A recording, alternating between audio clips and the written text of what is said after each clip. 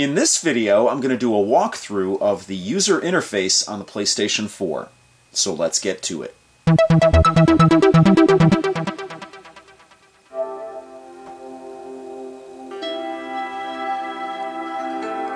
So the first thing I want to do is sign in to my PlayStation Network ID here. And here we go. The main menu. I really like the layout of the PlayStation 4 user interface. It's very intuitive, very easy to find stuff, and it's very snappy, it's very quick.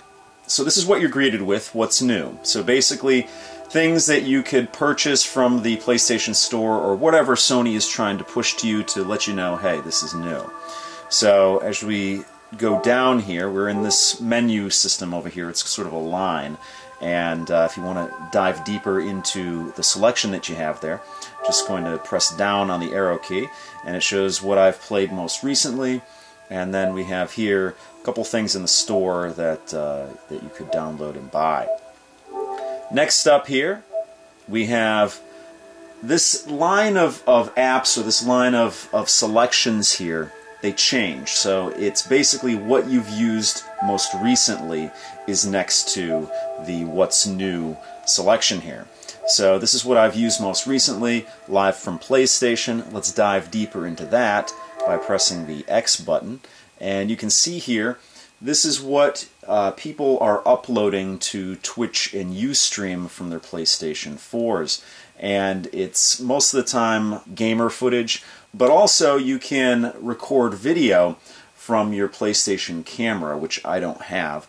But as you can see here, there's some people talking and whatnot. So there's, on the left-hand side, you have a menu, and you have your live selection, you have your interactive selections, and then, of course, your selections from Twitch and Ustream. So if you're interested in that, you can check out what other gamers are doing and playing their games and what they have to say in this area here.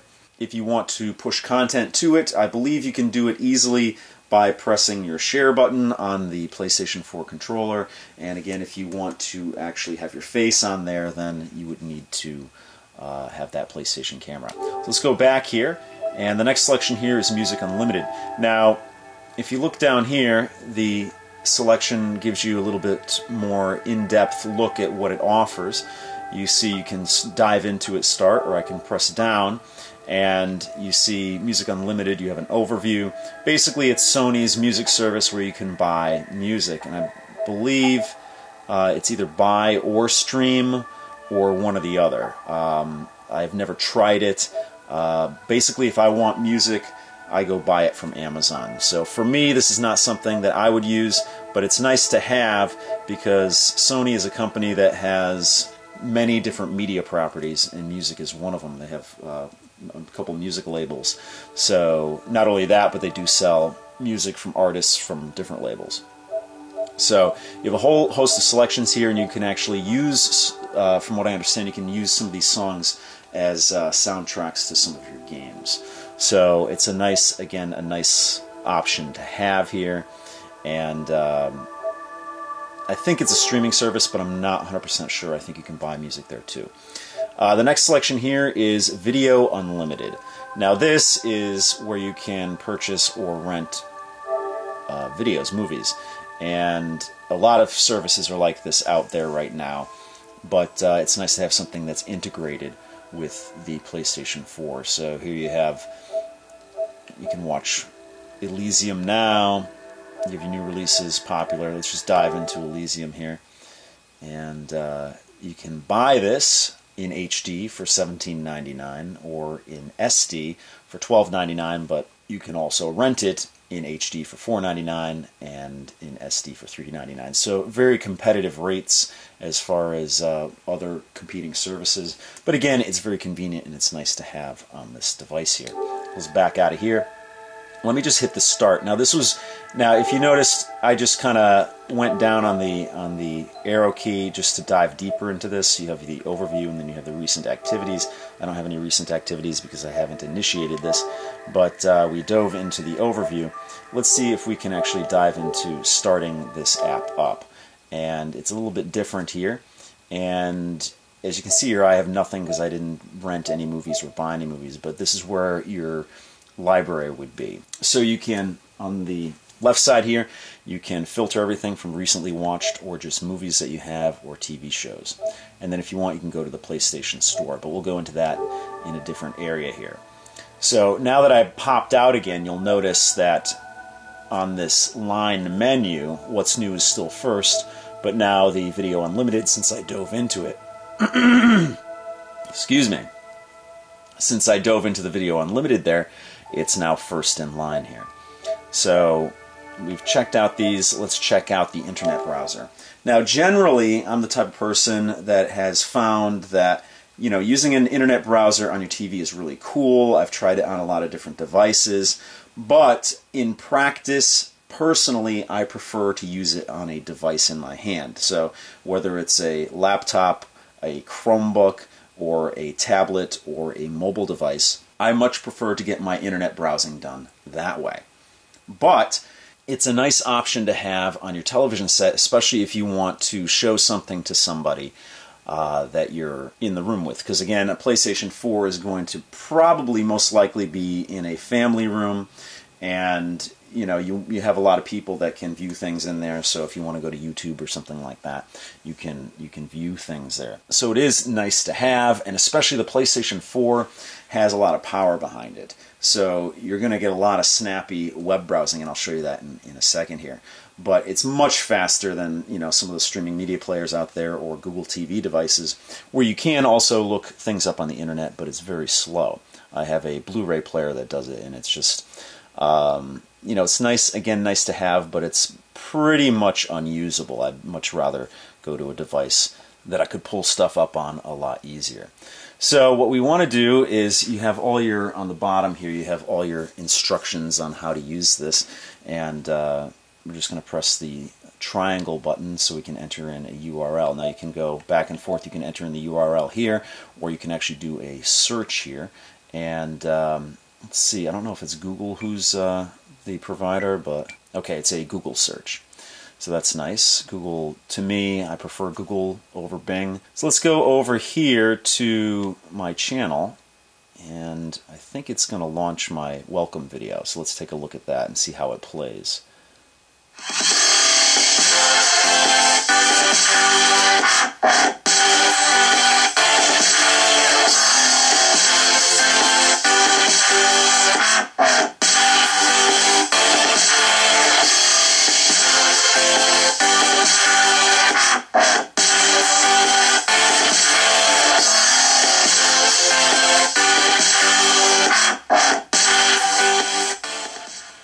So as you can see, it plays very well, and it's pretty much something you would expect because the PlayStation 4 is pretty much the equivalent of a PC, and you expect your PC to be able to do good web browsing. But you just, it's very easy to use, very easy to navigate. You can scroll up and down. Your left analog stick is your mouse pointer. You can hit the R2 button, and you can go over here where you have your frequently used pages. You can also put bookmarks there, and then you can use the L2 button to move it back. So it's very much customized for your console controller experience here. Now you can also go full screen on this if you want, and same thing if you want to use the R2 and L2 buttons to switch between. You can do it in the full screen mode. If you want to come out of full screen, just hit the square button again. So let's check out if we can get Hulu on this. Just regular straight Hulu, or if it's blocked. Let me see if I can play this. Okay, Hulu requires Flash Player or higher. Let's see if we can download that. I don't know if we're going to be able to do that. Okay. Adobe Flash Player is not available from Adobe.com. So there are some limitations to this browser. If you want to use Hulu, you're going to have to use Hulu Plus on the device. So let me hit the PlayStation button again, and let's dump out to the menu here. And what have we not tried yet? Okay, Playroom is a demo that comes with the PlayStation 4. and it's something that you would use with the PlayStation camera. I don't have the PlayStation camera, again, so I can't really use it, but again, it just illustrates the intuitive menu system here. You have a selection, you can dive deeper into it by pressing down, and the background changes. It's really a nice user interface, and again, it's very quick. So I'm very impressed with the PlayStation 4 and the thought that went into putting everything together. So you have your overview here, and you can select things on the left-hand side here, or you can just go straight to the right-hand side and dive that way as well. So as you can see, as I'm on the right-hand side of the screen, it's also moving the selections here on the left-hand side menu. It shows you how many thumbs up this thing has. You could rate it yourself.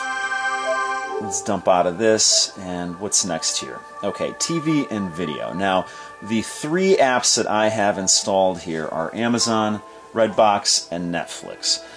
You could go and get other ones. I'm not a Hulu Plus subscriber, but it's offered. You could do Vudu, which is good for renting movies. You have NBA Game Time, Crackle, which is a Sony property where you can watch movies for free, Yup TV, NHL Game Center, Epix, Crunchyroll, IGN, and VidZone. So you have some selections here of video that you can watch on this device, and I can only imagine that it's going to increase over time. We're at a time right now where, cable providers are holding on to their properties, and you have the rise of Netflix and Amazon and stations like that. So I can only imagine that these apps are going to grow in the future, and there's going to be a lot more options to watch things on your PlayStation 4. But primarily, I'm a Netflix watcher. I hardly watch any TV at all anymore. I just watch a lot of Netflix. I tried out Redbox Instant by Verizon, and Redbox, of course, and it was an interesting service. I did end up canceling it after about 6 months, just because I'm at a time right now where I don't have a lot of free time to watch movies. So basically, I had to whittle it down between Netflix and Redbox Instant, and Netflix has a lot more content in their streaming catalog. Now, the benefit of Redbox is that if in the United States here, Redbox is everywhere. I could think of, in my town alone, I could think of 4 of them that I could go to within a mile from my house. So they're all over the place, and they have the first-run movies that you want to watch that might not be on Netflix. So it's definitely a nice service. You pay $8 a month, you get everything in their streaming catalog, and then you get 4 free rentals of SD movies, just DVDs, from the Redbox kiosks themselves. So it's a nice system, and when I end up, having some more free time and watching some more first-run movies, I'll probably reinstate my subscription. So this is the user interface on Redbox Instant here, and basically you have a mix of what you would find on Netflix, but the catalog again is not as vast as Netflix, and then you have the first-run movies that are in the kiosks. So at the top here you can see what's available, and you control it with your R1 or L1 buttons. And what you have here is what's available for subscriptions. So just for paying your monthly fee, this is what you get for free streaming on Redbox Instant. Go move over, what's available at the kiosk. These are things that you rent at one of those little Redbox devices that are everywhere. Again, you get 4 free rentals with Redbox. Then here you have rent to buy, or rent or buy. So basically these are movies that you can stream to your device here, but you have to pay for it. So basically pay per view. So that is the user interface on that. Let's dump back out and go to Amazon and check this out. Now, Amazon, I'm a big fan of Amazon. They have pretty much everything you'd ever want there. Not everything, but pretty much everything. And they're a good company. They really take care of their customers. They do things at a reasonable price. I'm very happy with Amazon, and I like the fact that they're dipping their toe into the streaming realm and offering instant video on demand. I mean, they've been doing it for many years, but it's nice to have an alternative to the other companies that are out there. So this is the user interface on this. You might be familiar with it if you have a streaming media player like a Roku that does it. but you have different filters here where you can go into your watch list, your recently watched, and whatnot, and it just keeps going. So let's dump out of this and go to Netflix. Now, this is the new Netflix interface, or the newest Netflix interface. So if you're familiar with Netflix, you probably know that you have the kids' Netflix or the regular Netflix. I dove into the regular Netflix here, and I'm really a fan of the new Netflix experience, where you have the big splash screen here of the selection that you might be on, or whatever they're trying to push here, and then you have your lists down below. So again, like I said, you have that nice splash screen, and if you want to dive deeper into whatever movie it is here, it gives you the synopsis and the options that you have there. So, very nice, and again, the PS4, I can't stress it enough, very snappy device. So let's dive out of here, and let's see, do we have anything left here that we haven't covered? Okay, this is the game that I have, Killzone Shadowfall.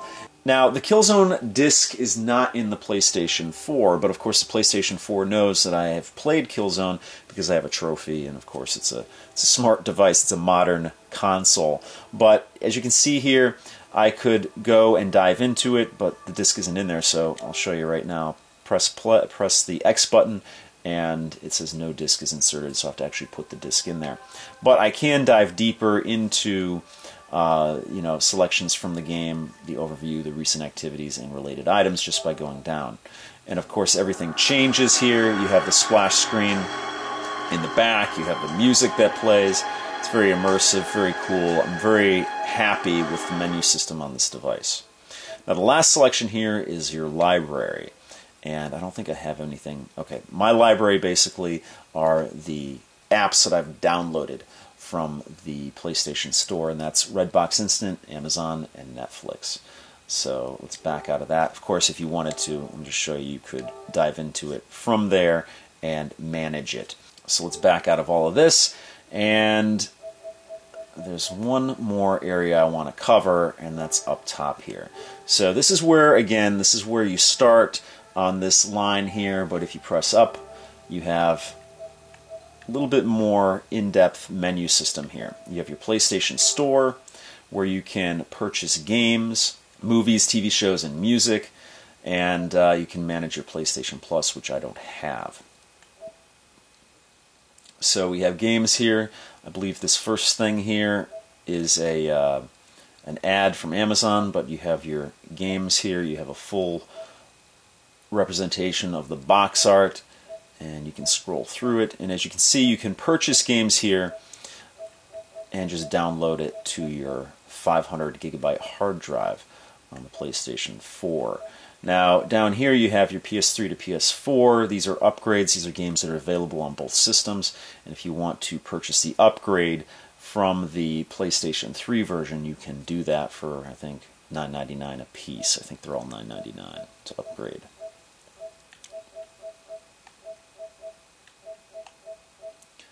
Except Call of Duty Ghosts over here, which was $49.99, but you get more than just the upgrade, I believe.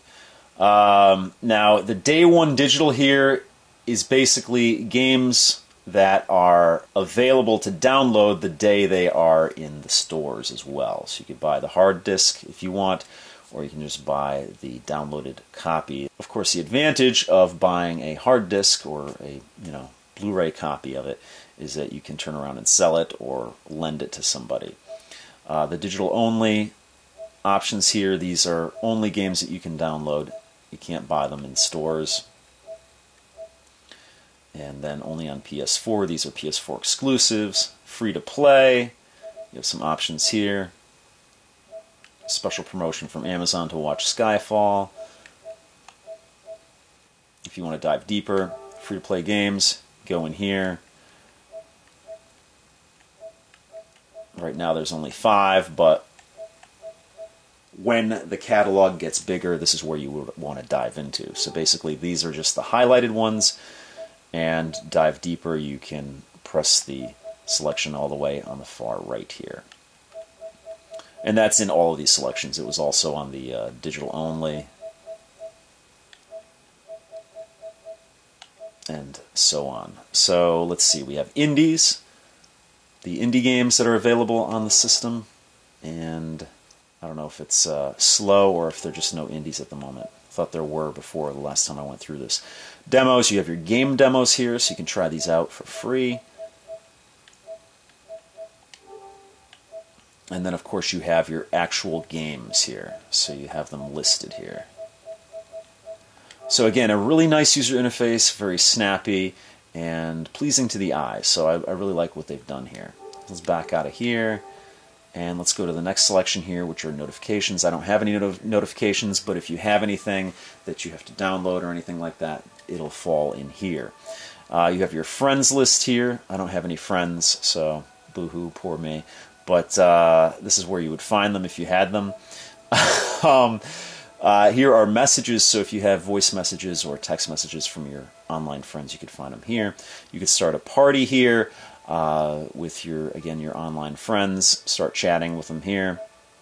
You have your profile, so if you want to adjust your profile, you go into here. Here are your trophies. I have one. Can dive into that a little bit deeper. And there we go, 1 Killzone trophy. And I think it's the lowest of the low, the bronze kind, but that's alright. I'm not ashamed. So let's see, trophies. Let me just dive into the profile to show you a little bit further in what everything looks like here. So again, that familiar menu system where you actually can jump to the topic on the left, or actually, scroll through everything on the right. And party, yeah, there's nothing because I have no friends. Messages, same thing there. And friends, okay. I just am going back over these because I kind of just skated over it, so I just wanted to go a little bit more in depth here. You have your friends list here, your online friends, all your friends, players that you've met. So if you want to add them to your friends list, this is where you do it.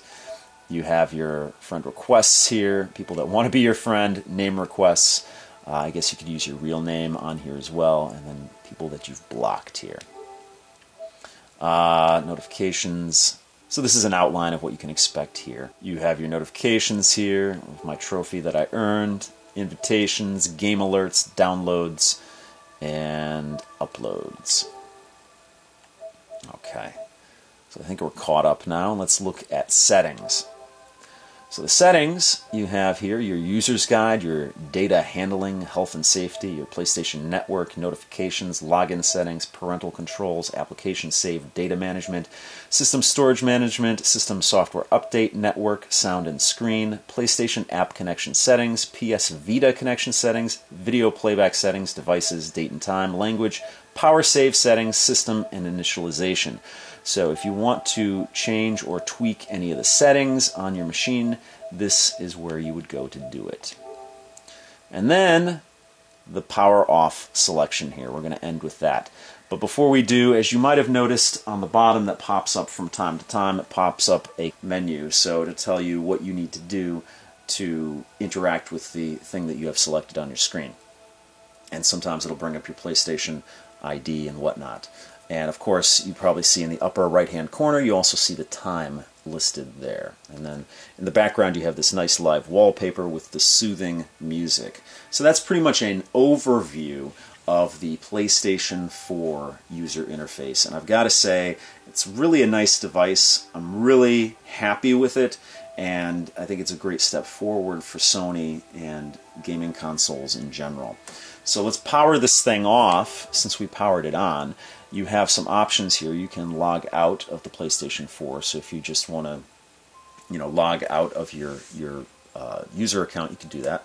You can enter into the standby mode, which the PlayStation 4 will consume less power, but it's available to use when you would want to use it. So it'll wake up quicker than starting it up from a cold start. Or if you want to save as much power as possible and turn off your machine, you would go do that, and that's what I'm going to do here. So that's going to do it for this video. If you have any questions or comments, please post them down below. If you like what you see, please subscribe. And as always, if you want to help out my channel, give me a thumbs up, favorite this video, or share this video. So thanks so much for watching, and I'll see you guys next time.